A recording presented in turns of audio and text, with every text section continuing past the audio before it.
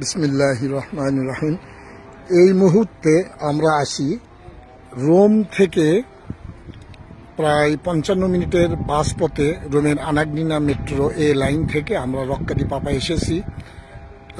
এটার বসতি এখানে 700 মিটার থেকে উপরে 900 মিটার পর্যন্ত আছে। তো এখানে বেশ লোক সংখ্যা আছে, জনবহুল এলাকা, পাহাড়ি এলাকায়। তো এখানে লোকজন বসবাস করে। শীতকালে প্রচণ্ড ঠান্ডা এবং স্নো পড়ে, তুষার পড়ে। তো আমরা যে রক্কাদি পাপায় ঘুরতে এসেছি, হঠাৎ করে আসা।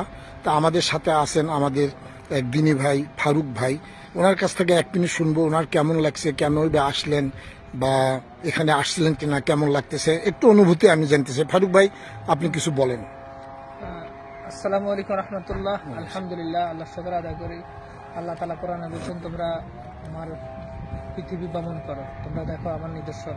আমি অসংখ্য নিদর্শন রেখেছি, তোমরা তা দেখো, দেখে তোমাদের ঈমান এবং আমল বৃদ্ধি করো।